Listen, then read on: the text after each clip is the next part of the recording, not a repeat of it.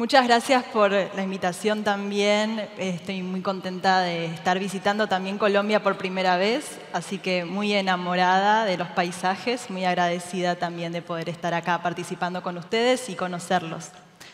Así que, bueno, vamos a comenzar con esta presentación. Sé que llevan 2 días de presentaciones intensas, así que esperemos que también les ayude a pensar, a llevarse preguntas, a llevarse ideas para también implementar en sus escuelas y conversar con sus planteles docentes y, por qué no, con sus estudiantes. Así que, rápidamente, la idea es pautar este recorrido. Sí, vamos a tratar de poner un poco en contexto qué es esta transformación exponencial que estamos viviendo, a qué me refiero con una transformación exponencial, y para así después preguntarnos cuáles son esas habilidades del futuro que deberíamos desarrollar con nuestros estudiantes. Bien, y para eso, en esta primera parte de la transformación exponencial, quisiera que iniciáramos con un ejercicio, ¿sí? Para poder dimensionar esa transformación. Y para eso les voy a pedir que vamos a empezar a desarrollar o a trabajar una habilidad que quizás en el presente no está muy desarrollada, que es la atención plena, ¿sí? ¿Estamos de acuerdo con que nos cuesta estar presentes? Es algo que también se mencionó en la conferencia bastante. Así que lo que les voy a proponer es que por un ratito dejen sus celulares y vamos a escuchar 3 fragmentos de piezas musicales y vamos a frenar en cada uno para poder entender qué es lo que nos pasó con estas piezas musicales. ¿Sí? Vamos a hacer ese ejercicio, ¿les parece? Entonces les propongo que cierren los ojos y escuchen este primer fragmento. ¿Sí? Atención plena.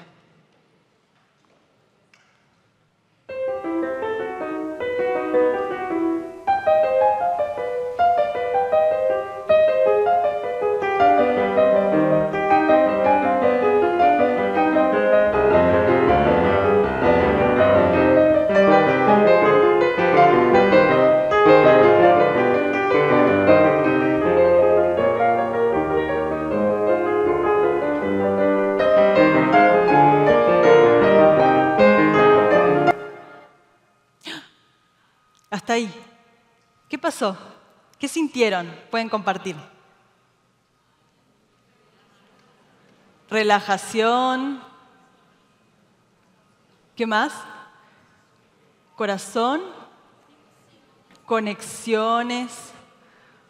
Bueno, muy bien. ¿Qué sentimientos lindos? Bueno, ¿vamos con la siguiente? A ver qué pasa ahora.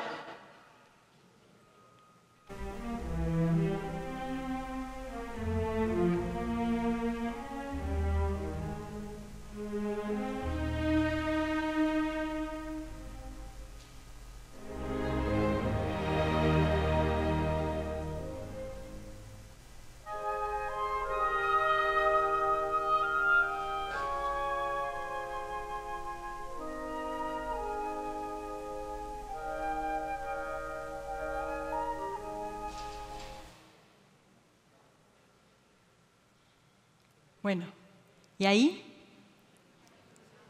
Tranquilidad. ¿Qué más? Paz. Bien, paz, mucha paz. Bueno, lindos sentimientos también, muy humanos. Vamos a la siguiente y último fragmento y ahí me cuentan lo último que sintieron.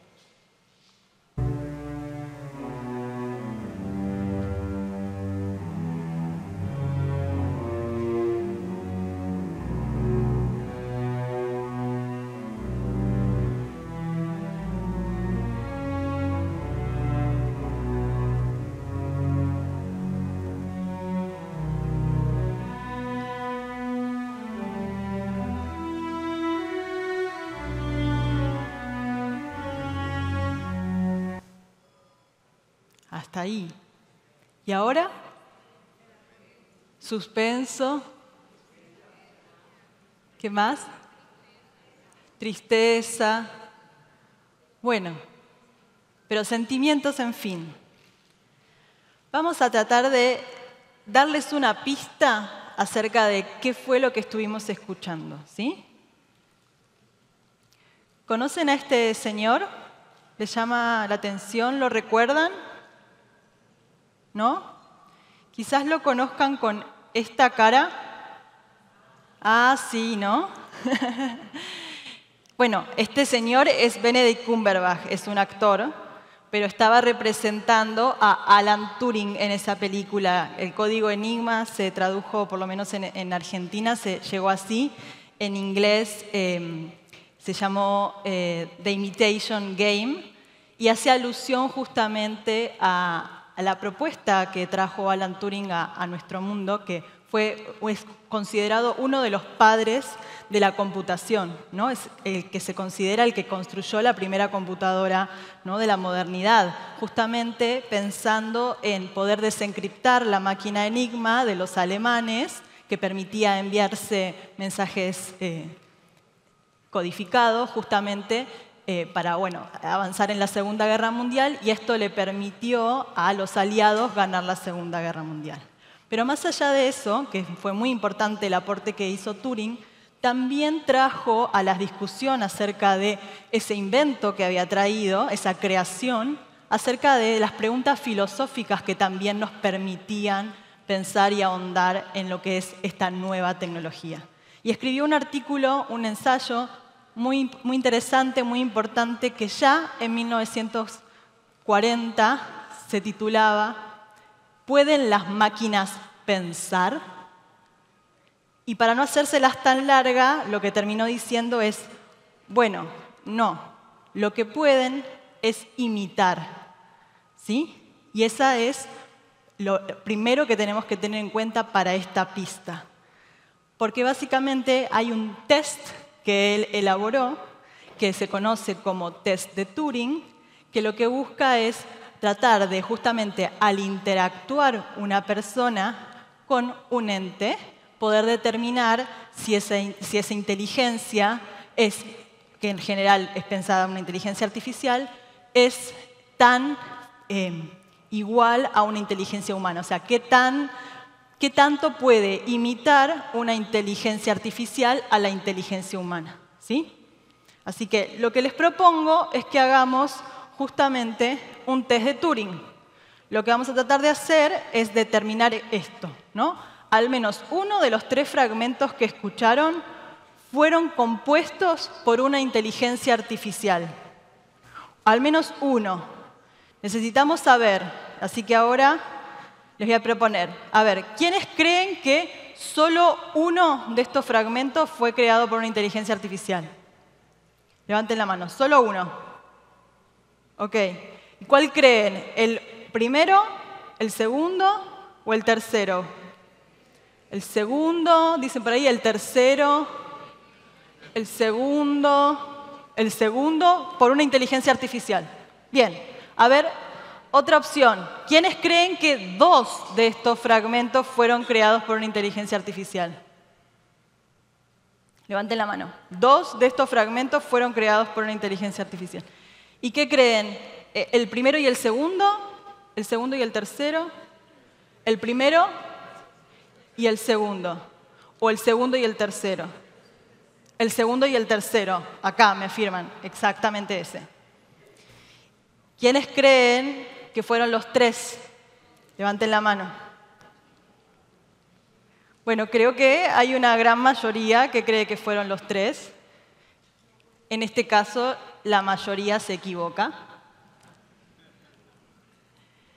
Fueron 2 de ellos, ¿sí? Y para poder develar el misterio, fueron en particular el primero y el tercero. Los que habían dicho el segundo lo hizo un tal, creo que se llamaba Ludwig van Beethoven. ¿Lo conocen? Solo que les puse el segundo movimiento de la Quinta Sinfonía porque la primera empieza con ta-ta-ta-tan y esa era como muy fácil, ¿no? Pero bueno, si se dan cuenta, pareciera que estas inteligencias artificiales están pasando el test de Turing. Quiere decir que logran confundirnos, están empezando a lograr confundirnos acerca de esta posibilidad. Están imitando las potencias humanas. Bien, otra cuestión. ¿Cuándo fueron creadas estas IA? A ver, ¿quiénes creen que fueron creadas en el 2024? No, uno solo, acá, bien. ¿En el 2022? Algunos más. Ok. En 1997, ahí va, algunas manos más arriba. Y en 1987, algunas manitos. Bueno, tenemos como bastante repartido, interesante. En 1981, a David Cope, algunos asienten, quizás lo conocen, a David Cope le preguntaron o le pidieron, era un músico de profesión, pero además tenía de hobby programación. Pero le encargaron en 1981 una ópera y tenía que componerla. Pero estaba en una crisis creativa muy importante, muy impactante, y la verdad es que no le salía nada. Y como, bueno, al final se dio cuenta de que sí, quizás no sea tan buen músico, dijo, voy a hacer si puedo hacer una inteligencia artificial que tome mi música y cree una ópera nueva, ¿no? A ver si puedo hacer eso.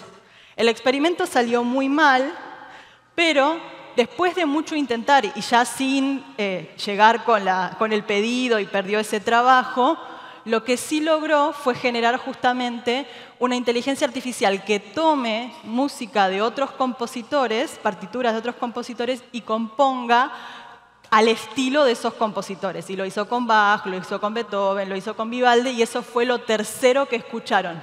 Se llama EMI, esa inteligencia artificial, Experiments in Musical Intelligence.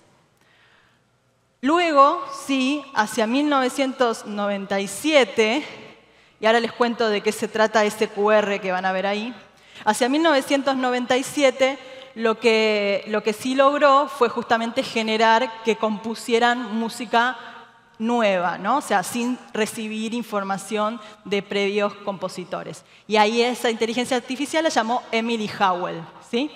Así que ese fue el primer fragmento que escucharon, ¿sí?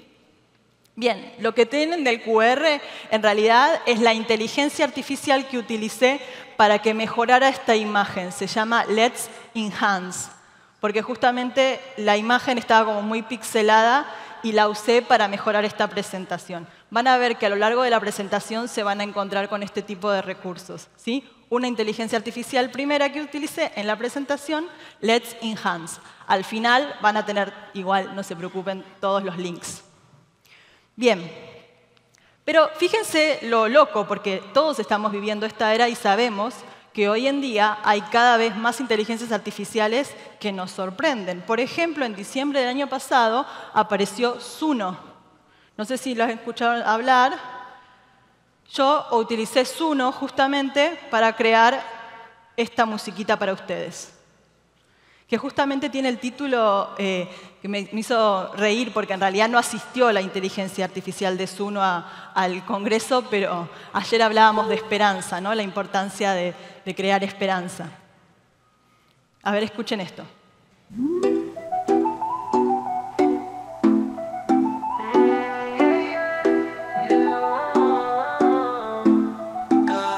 Mira el teclado en mis manos, vamos a cambiar el mundo. Con el código que escribamos, un futuro más profundo. Cada línea una promesa, una solución correcta. Con la mente bien abierta, haremos la conexión perfecta. Programando el mañana. Bueno, la verdad que nos podríamos quedar escuchando, pero es bastante bonita, ¿no? Así que después, si quieren, la pueden seguir escuchando. Pero eso tomó apenas quizás un minuto, porque no les voy a mentir, que uno como que tarda un ratito. Uno le escribe la consigna y hasta que procesa, pero bueno, genera la letra, genera la música, genera el video, este mismo video que vieron. Así que es muy potente. Justamente, piensen en que hoy en nuestros bolsillos tenemos computadoras más potentes de las que llevaron al hombre a la luna. Entonces, es increíble la potencia que tenemos en nuestras manos. Entonces, ahí es donde hablamos de esa transformación exponencial. Lo que vemos es que estamos viviendo hace décadas un cambio tecnológico, pero lo que cada vez está pasando es que se están acortando los tiempos de esos cambios. Y entonces, lo que antes pasaba también, que tardábamos en adaptarnos y que la adopción era lenta, es decir, había una innovación, pero dependiendo del lugar en el mundo en el que uno se encuentre, ¿no? Gibson dice que el futuro ya está aquí, pero está mal distribuido, por ejemplo. Bueno, justamente, dependiendo de dónde te encontrabas, podías acceder o no a la innovación. Hoy en día, fíjense, lo que le tomó Netflix llegar a tener 1 millón de usuarios, 3 años y medio, ChatGPT lo logró en 5 días, masivamente a toda la humanidad. Esa es la transformación exponencial que estamos viviendo. Por eso sienten esa ansiedad y ese vértigo cuando se acercan a estos proyectos. Bien, y para eso, para cerrar esta primera parte, quería traerles este concepto, que también me pareció muy interesante, que solemos compartirlo también, ¿no? Esto que Garry Kasparov, quizás lo conozcan, es un importante ajedrecista, muy importante, que se lo conoció también porque fue el ajedrecista que no le ganaba a nadie, pero después de un proceso perdió contra Deep Blue, que fue una inteligencia artificial creada por IBM. ¿Sí? ¿Se acuerdan el caso? Fue en los 90. Bueno, muy impactante. Garry Kasparov quedó durante un tiempo bastante compungido porque, bueno, esta situación, ¿no? De ser el mejor ajedrecista del mundo y después perder contra una máquina. Cabe aclarar que en realidad Garry Kasparov no perdió contra una máquina, perdió contra un grupo de científicos que habían programado ese modelo de inteligencia artificial, por supuesto. Pero algo que es muy interesante es la reflexión que después hizo Garry Kasparov. Y es cuando le preguntaron cómo va a ser el ajedrez del futuro, y dijo, va a ser un jugador centauro. ¿A qué llamó esto? A una mente humana con una máquina contra otra mente humana con una máquina, para volver a estar en igualdad de condiciones. Entonces, podríamos estar apuntando quizás a una inteligencia centauro. ¿Tiene sentido ponernos en contra? ¿Tiene sentido ver cuánto pueden imitar o no las máquinas a la inteligencia humana? ¿O qué podemos hacer para potenciar ambas inteligencias? ¿Sí? Esa es un poco la reflexión que me gustaría que se queden en esta primera parte. Y entonces ahora sí podemos ir a habilidades del futuro y por qué esta pregunta está hecha en pregunta, ¿no? Principalmente porque tenemos un primer disclaimer. La idea de esta segunda parte es hacer algunas preguntas que David Perkins llama poderosas. No sé si lo conocen al autor, también es muy interesante. Tiene un libro que se llama Future Wise, Educar para un mundo cambiante. Se los recomiendo. Y justamente hace hincapié en estas preguntas que debemos lograr que también sucedan en la escuela. Y que a veces son esas preguntas que nos incomodan, ¿no? Como cuando los chicos nos dicen en clase de cualquier materia, pero puede ser en alguna que yo por ahí no conectaba tanto, en la clase de física. ¿Y esto para qué me sirve? Esa pregunta que parece incómoda, en realidad quizás es una pregunta muy poderosa, que también hay que darle valor en el aula. Y la idea de ahora es hacernos algunas preguntas poderosas, un poco provocadoras, que espero que podamos compartir. Bien, primera pregunta. ¿Seremos la última generación bilingüe? Vi que había algunos colegios bilingües y se los invitaba, ¿no?, a que los incluyamos en la currícula. Escuchen este videíto, a ver qué entienden. Künstliche Intelligenz ist zwar ein leistungsstarkes Werkzeug in der Bildung, wird Lehrer jedoch aufgrund der einzigartigen Natur der menschlichen Interaktion im... ¿Se entendió? ¿Sí? ¿Alguna palabra? ¿Qué es? Alemán. Un idioma, o sea, se detectó el idioma. ¿Qué decía? Habló de profesor, Lehrer. Muy bien, acá hay gente que sabe hablar alemán. Yo no sé hablar alemán por si tenían dudas, ¿no? O sea, claramente esta imagen se corresponde conmigo, pero está hablando un idioma que yo no sé. Algo importante de esta imagen es que yo conozco a alguien que sí sabe hablar alemán y entonces cuando vio el video me pudo corroborar efectivamente lo que en algún momento quisiste decir es lo que está diciendo en otro idioma. Ok. Bien, lo hice con esta herramienta que tienen aquí en el QR, ¿sí? Se llama HeyGen. La voy a dejar después igual al final. Lo que les propongo es que escuchemos esta segunda versión.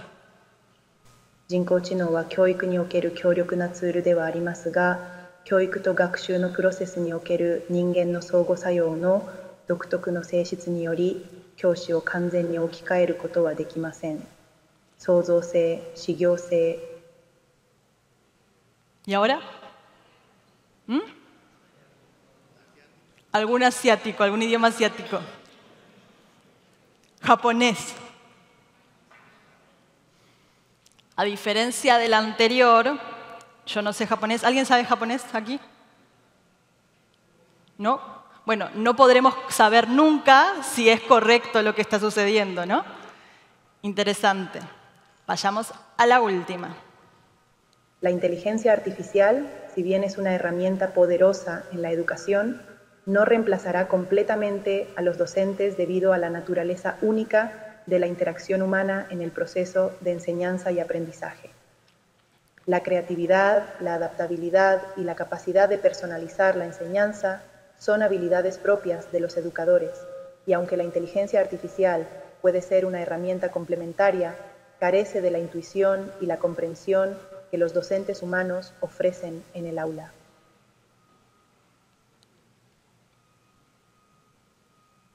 ¿Se entendió ahora? En general me aplauden cuando termina este video.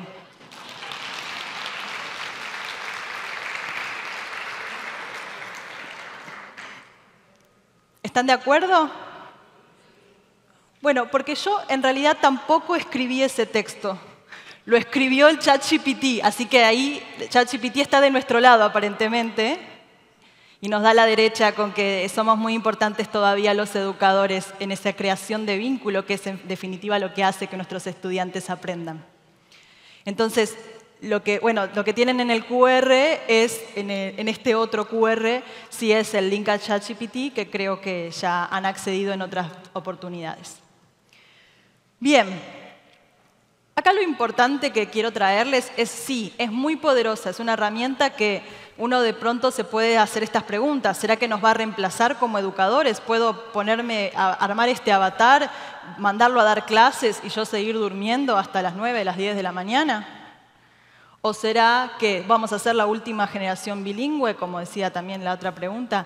Y quizás todavía es debatible, ¿no?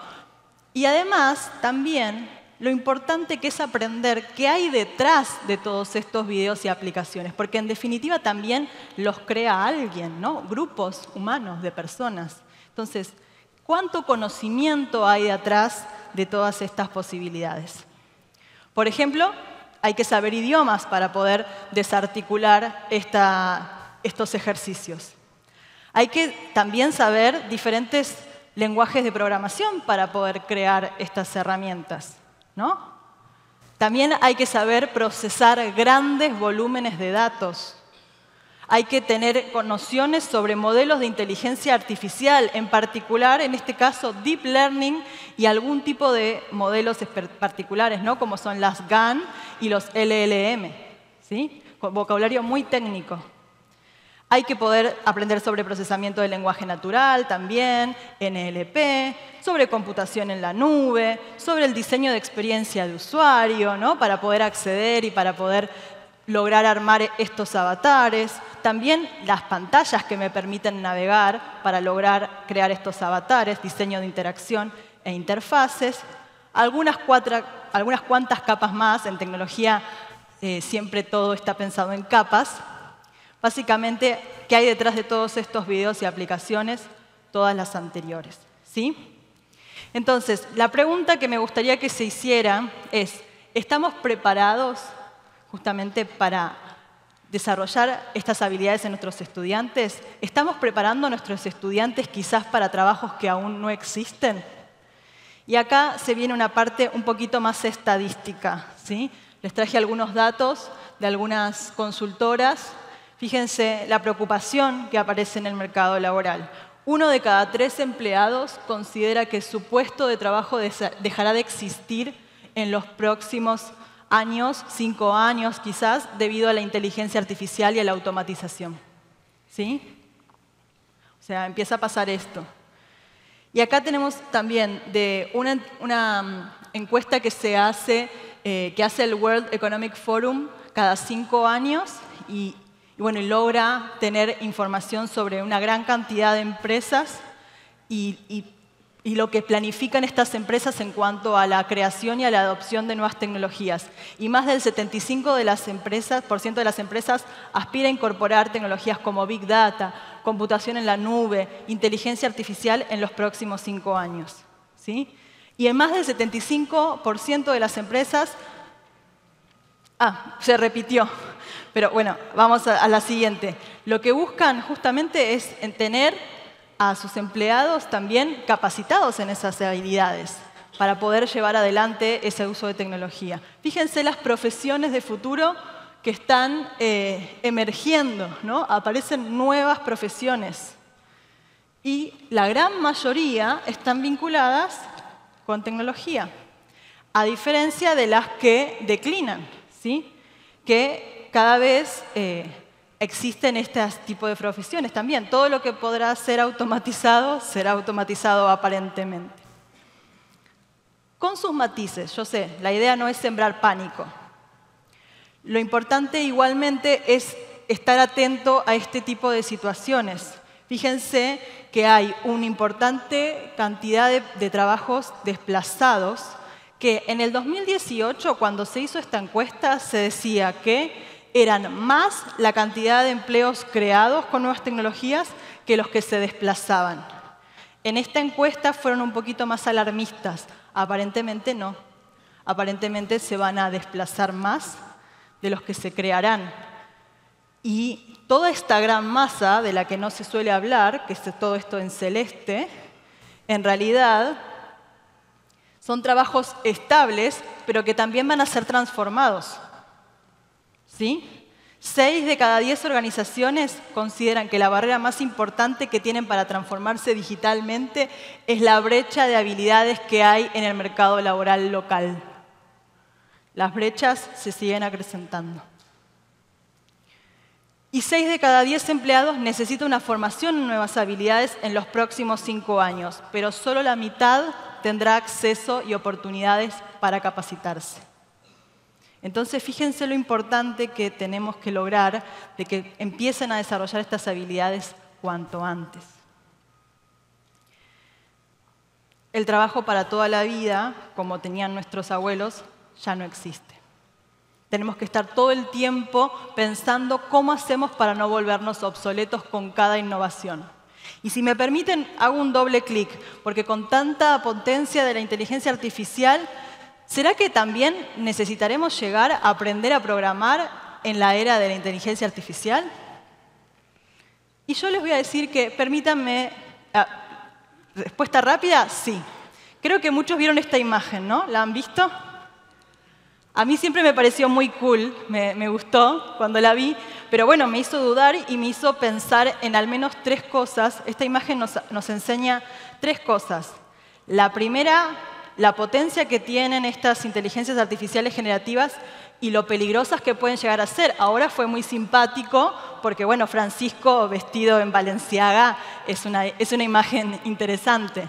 Pero realmente puede ser considerado por muchas personas una falta de respeto. O incluso, imagínense todas las cosas que nos podríamos ver como imágenes y creer que son reales. Entonces, nos trae una alarma importante. Pero después también podemos ver que incluso las inteligencias artificiales y los desarrolladores han aprendido de estos procesos.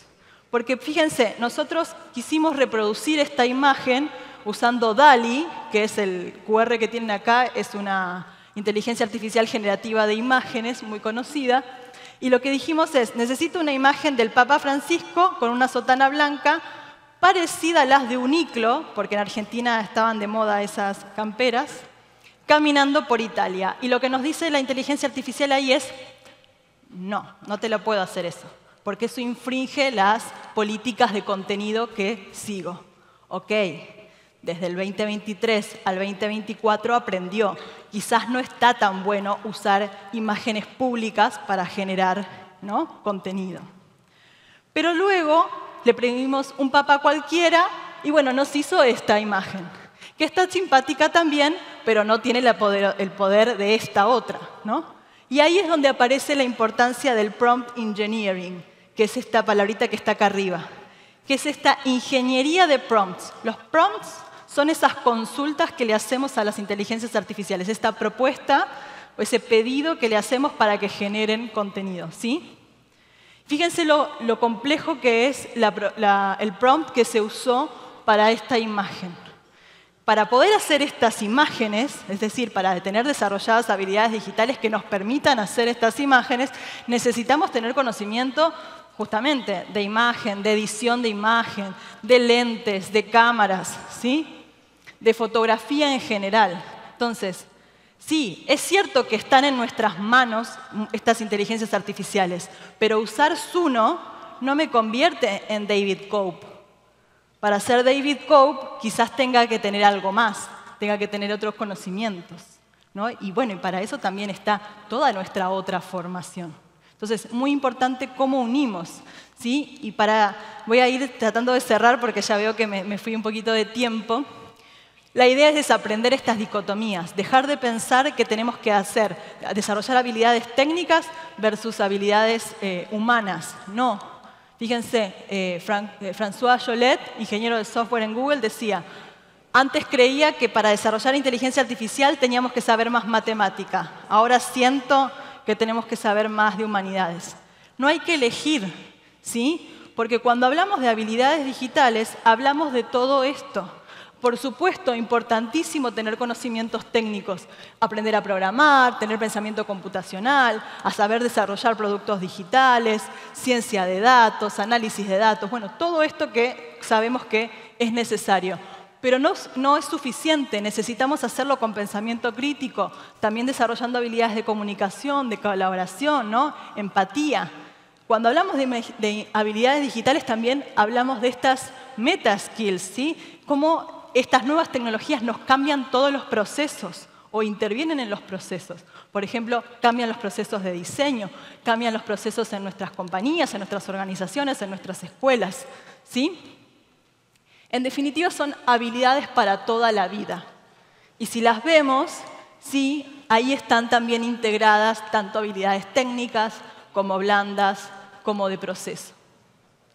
Así que no las vamos a leer por escaso tiempo, pero tenemos aquí el listado. Fíjense, ¿no? También inteligencia emocional, que hablábamos hace un rato. Bien, entonces, ¿por qué desarrollar habilidades digitales? Porque necesitamos esta misión, este propósito, ¿no? Formar a las nuevas generaciones como profesionales digitales, transformar de pensadores a creadores, transformar o pasar de usar tecnología a crearla, porque queremos exportar nuestro talento digital al mundo, ¿sí? Y para dejarlos ahora sí con una última frase, esta es de Satya Nadella, el CEO de Microsoft. Cuando ustedes cambian la manera en la que ven el mundo, cambian el mundo en el que ven. En definitiva, a transformar la vida de las personas, que es a lo que nos dedicamos los educadores. Muchas gracias.